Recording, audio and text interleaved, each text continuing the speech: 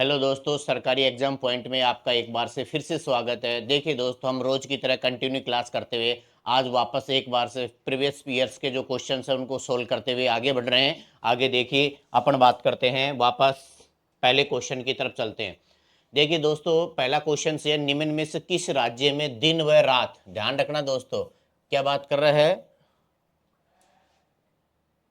Questions पर बात कर रहा है कि कौन निम्न में से किस राज्य में दिन और रात, किसकी बात हो रही है, दिन और रात की बात हो रही है। दिन और रात तापमान में लगभग कोई अंतर नहीं होता। दिन रात के जो तापमान है उसमें लगभग क्या नहीं होता, कोई अंतर नहीं होता है, इसकी बात कर रहे हैं। देखिए दोस्तों, राजस्थान की बात करें, राजस्थान में तापमान में लगभग ज़्यादा अंतर होता है, क्योंकि रात का तापमान यहाँ पर ज़्यादा, दिन का तापमान ज़्यादा, रात का माइनस में हो जाता है ज़्यादा, इसलिए इसमें ज़्यादा अंतर, सर्वाधिक ज़्यादा अंतर तो इसमें पाया जाता है। सबसे कम अंतर पाया जाता है केरल वाले में, क्योंकि ये केरल वाला जो राज्य है, इस केरल वाले राज्य में वहां पर एक भूमध्य रेखा के आसपास होने की वजह से यहाँ का जो तापमान है लगभग कम अंतर पाया जाता है। वसुंधरा दोहरा स्वामी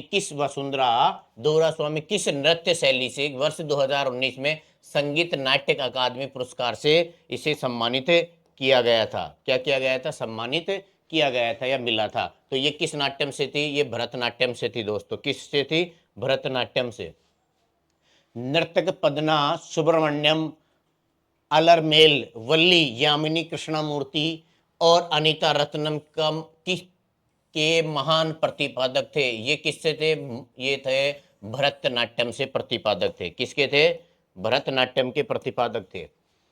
निम्न में से किस राज्य में 54 वर्षों के अंतराल के बाद मार्च 2023 में रियाद में संतोष ट्रॉफी जीती थी? तो ये संतोष ट्रॉफी जीतने वाला 54 वर्ष बाद कौन सा राज्य है दोस्तों? राज्य है कर्नाटक आता है। देखिए क्वेश्चन है, भारत के संविधान में क्या पूछ रहा है? आर्टिकल, संविधान से संबंधित क्वेश्चन है दोस्तों। भारत के संविधान के आर्टिकल 129 के बारे में, निम्न में से 129 के बारे की बात कर रहा है। 129 के बारे में कौन सा कथन सही है? इसमें 129 में क्या है? देखिए आर्टिकल 129 किसके बारे में बात करता है? आर्टिकल 129 देखिए दोस्तों किसके बारे में बात करता है? ये बात करता है अभिलेख न्यायालय की। किसकी बात करता है? अभिलेख न्यायालय की बात करेगा दोस्तों। किसकी बात कर रहा है ये? अभिलेख न्यायालय की बात कर रहा है दोस्तों। ये अभिलेख न्यायालय की बात करता है। और अभिलेख न्यायालय का मतलब होता है कि सुप्रीम कोर्ट या हाई कोर्ट के द्वारा जिस केस की सुनवाई होती है उसकी प्रतिलिपि ऑनलाइन या ऑफलाइन के माध्यम, पहले ऑफलाइन थी, आज ऑनलाइन के माध्यम से सभी न्यायालयों में भेजी जाती थी, जिसकी अनुपालना के तहत उसका सभी जो केसेज आते थे उन केसों का उसके आधार पर निर्णय दिया जा सके। तो इसमें देखते हैं, तो इसका क्वेश्चन क्या है? इसका इसका सही आंसर आ जाएगा, सर्वोच्च न्यायालय में अभिलेख न्यायालय को बनाने का प्रावधान जो दिया गया वो इसी के तहत दिया जाता है। भारतीय शास्त्रीय गायन पंडित जसराज जी निम्न में से किस संगीत घराने से है? जसराज जी का जो संबंध है वो मेवाती घराने से है दोस्तों। किस घराने से है? मेवाती घराने से संबंधित है। भारतीय संविधान के आर्टिकल 29 और 30 संबंधित है। देखिए आर्टिकल 29 और 30 किससे संबंधित है? ध्यान रखना, आर्टिकल 29 और 30 का संबंधित किससे है? ध्यान रखना, इसका संबंध है एजुकेशन, शिक्षा एवं संस्कृति का मौलिक अधिकार से, यानी मूल अधिकार। शिक्षा और संस्कृति की बात करता है ये। किसकी बात करता है? शिक्षा और संस्कृति की बात करता है। शिक्षा और संस्कृति की बात करता है ये। और यहाँ पर सांस्कृतिक और शैक्षिकता, यानी सांस्कृतिक और शैक्षिक, आंसर ए सही आएगा इसका। अगला क्वेश्चन है, निम्न में से कौन दैनिक वायुमंडलीय यानी दैनिक वायुमंडल में मौसम संबंधी परिवर्तन से जुड़ा हुआ है? देखिए दोस्तों, मौसम से परिवर्तित जो मंडल है उसकी बात बताता हूं आपको। देखिए बोर्ड के ऊपर, ये अपना क्या है? वायुमंडल है अपना। ये है स्थल भाग, ये स्थल भाग है। इसमें जो पहला होता है उसको बोलते हैं क्षोभ मंडल। इस क्षोभ मंडल, इसके बाद दूसरा आता है समताप मंडल, फिर है मध्य मंडल, और फिर है अयन मंडल, और लास्ट में है बहिर्मंडल। इस प्रकार से अपना स्ट्रक्चर बना हुआ है। अब बात ये करा वायुमंडल, ये मौसम संबंधी। देखिए क्षोभ जो मंडल है अपना, इसी क्षोभ मंडल में क्या होता है, यहाँ पर जो इस मंडल में, यानी इस मंडल में क्या होती है, मौसमी संबंधी घटनाएं होती हैं। मौसमी संबंधी घटना, अब मौसमी संबंधी घटना का मतलब है जिसमें इसी में जैसे वर्षा होना, आंधी, तूफान, कोहरा, ये सब घटनाएं किस में होती हैं, इस मंडल में होती हैं। इसलिए इस मंडल को किस नाम से जाना जाता है, इस मंडल को किस नाम से जाना जाता है, क्षोभ मंडल को ही क्या कहा जाता है, मौसमी मंडल कहा जाता है। तो ध्यान रखना इस मंडल की बात है। इस मंडल में समान तापमान पाया जाता है, सम तापमान होता है। और इसी में क्या पाई जाती है दोस्तों, ध्यान रखना, ओजोन परत इसी में पाई जाती है। इस ओजोन परत से सूर्य से आने वाली पराबैंगनी किरणों से यही रक्षा करती है। तो ये बात ध्यान रखना, क्वेश्चन आ सकता है। तो इसका आंसर क्या आ जाएगा, क्षोभ मंडल। आंसर सी बिल्कुल राइट आंसर।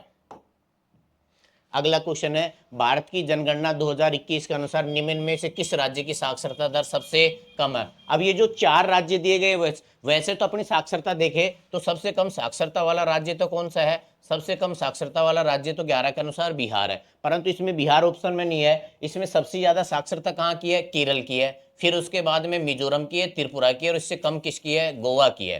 तो आज का आंसर क्या आएगा, गोवा आएगा। प्रसिद्ध वृद्धेश्वर मंदिर किस राज्य में, ये वृद्धेश्वर मंदिर कहां पर है, ये वृद्धेश्वर मंदिर है तंजौर में। कहां पर है दोस्तों, तंजौर। और ये तंजौर कहां पर पड़ता है, तमिलनाडु के अंतर्गत पड़ता है। रॉबर्ट हुक ने कोशिका, कोशिका की खोज रॉबर्ट हुक ने 1665 ईस्वी में की थी, ये बात ध्यान रखना। अगला है, निम्न में से कौन सा सरकारी बजट में पूंजी प्राप्ति का उदाहरण है। देखिए सरकार जो बजट करती है उसमें पूंजी प्राप्ति, यानी पूंजी कहां से मिलती है अपने को, दो होता है, एक राजस्व व्यय। देखिए बजट जो होता है अपना, इसमें दो चीजें बात करेंगे अपन, एक तो होती है राजस्व व्यय और एक होती है राजस्व प्राप्ति। इनकी बात करता है। व्यय का मतलब है सरकार का जो खर्चा होता है वो कहां पर होता है, और व्यय का मतलब सरकार को आय कहां से प्राप्त होती है। तो इसमें बात क्या पूछ रहा है, प्राप्ति, यानी पूंजीगत प्राप्ति की बात कर रहा है। यानी प्राप्त होती है, वो जो प्राप्त होती है पूंजीगत दीर्घकालीन जो है वो पूंजी प्राप्त आती है। पहले है सरकारी बैंकों की बिक्री, सरकारी बैंकों, सरकारी स्वामित्व वाले उद्यमों से आय प्राप्त है, नागरिकों से एकत्रित कर यानी टैक्स जो लिया जाता है उसकी बात कर, विदेशों से प्राप्त अनुदान या आय, यानी विदेशों से प्राप्त आय जो अनुदान है इसकी बात कर रहा है यहाँ पर। तो राजस्व जो प्राप्ति है वो अपने को कहाँ बढ़ रही है। अब देखिए सरकारी बैंकों से जो बिक्री कर है, सरकार के द्वारा जो बिक्री बैंक, यानी सरकारी जो बैंक हैं, इन बैंकों की बिक्री, यानी बैंकों, सरकारी जो बैंक है उसके द्वारा बिक्री, सरकारी स्वामित्व वाले, सरकार का जो स्वामित्व उपकरणों का से जो प्राप्त आय होती है ना वो, इसका आंसर क्या आ जाएगा दोस्तों, इसमें जो सटीक आंसर बैठता है वो बैठता है बी। तो इसका सही आंसर क्या आएगा, बी आएगा। अगला क्वेश्चन, कौन सा अभिनय वेशभूषा, आभूषण, चेहरे की बनावट आदि प्रयोग से संबंधित है। ये आपका कॉमन सेंस का क्वेश्चन है दोस्तों। तो इसमें आ जाएगा, कौन सा आ जाएगा, वाचिका यानी बोलने वाला, हारे या सात्विक या अंगिक, यानी वेशभूषा में अंगिक प्रत्यय होता है का प्रदर्शन किया जाता है। पंडित भजन सोपोरी जिसका वर्ष 2022 में निधन हो गया था, वो किस वाद्य यंत्र से संबंधित है। ये जो पंडित सोपोरी थे सतुर वाद्य यंत्र के से संबंधित थे। निम्न में से कौन सा स्थानांतरण, क्या था ये दोस्तों, स्थानांतरण भुगतान से को सर्वोत्तम रूप से परिभाषित करता है, यानी स्थानांतरित भुगतान जो की बात करता है। अब स्थानांतरित जो भुगतान है वो किससे संबंधित है, व्यक्ति को श्रम या सेवाओं के बदले किया गया भुगतान। स्थानांतरित भुगतान सरकार के द्वारा किसी भी वस्तु या सेवा में उत्पादन के लिए बिना व्यक्तियों के किया गया भुगतान। व्यवसायी द्वारा अपने शेयरधारकों को लाभ हिस्से के रूप में दिया गया भुगतान। स्थानांतरण भुगतान का मतलब होता है अनुदान राशियां। ध्यान रखना इसका मोस्टली आंसर क्या होता है, अनुदान राशि। और अनुदान राशि सरकार के द्वारा जो दी जाती है, जैसे पेंशन वगैरह है, या आपको पेंशन दे रही है, या कोई लाभकारी पद दे रहा है जैसे ग्राहकों को, तो वो एक तरीके से क्या दिया जाता है, हिस्से में। यानी व्यावसायिक अपने यानी व्यवसाय के द्वारा जो अपने शेयर होते हैं ना उनको कुछ हिस्सेदारी काटकर जो दिया जाता है वो उसको बोला जाता है। तो ये अनुदानित राशि होती है। इसका आंसर आ जाएगा सी। निम्न में से रेव earth and pouring and a Nobel पुस्तक का लेखक कौन है? तो इसके लेखक कौन है दोस्तों? इसके लेखक हैं विक्रम चंद्र हैं इसके लेखक। अगला क्वेश्चन आता है अपना, खालिस्तान नुआखाई त्योहार गणेश चतुर्थी के अगले दिन भाद्र में अगस्त या सितंबर महीने की चंद्र पखवाड़े की पंचमी तिथि को मनाया जाता है। तो वो कहां पर मनाया जाता है, वो किस राज्य की बात है दोस्तों?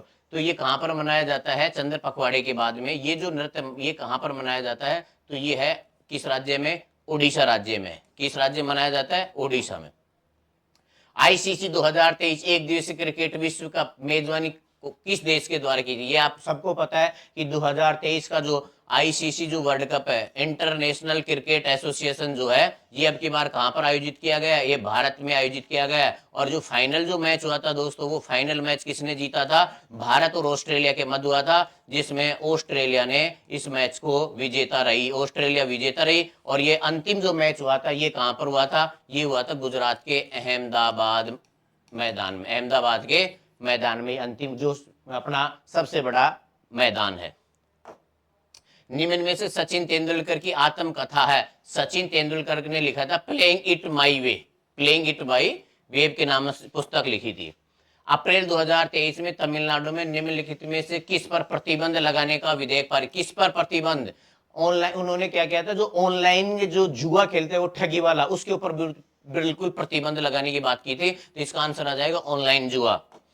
अगला है एक दिवसीय क्रिकेट विश्व कप 2011 का फाइनल मैच किस स्टेडियम में खेला गया? तो ये 11 वाला स्टेडियम मैच खेला गया था, वानखेड़ा स्टेडियम। मित्र मेला, ये मित्र मेला किसका है? मित्र मेला क्रांतिकारी संगठन था जिसकी क्या की गई थी? स्थापना किसने की? मित्र मेला की स्थापना किसके द्वारा की गई थी दोस्तों?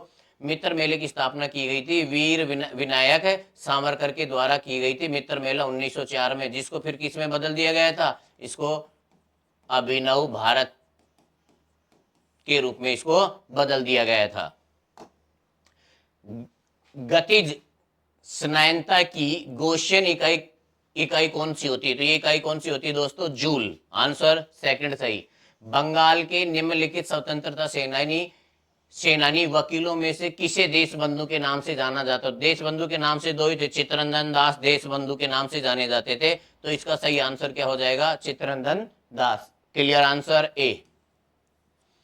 अगला क्वेश्चन आता है। देखिए दोस्तों, आज के लिए ही इतना ही। अब आगे नेक्स्ट बात करेंगे अपन नेक्स्ट क्लास में। आज के लिए ही इतना ही काफी। धन्यवाद दोस्तों।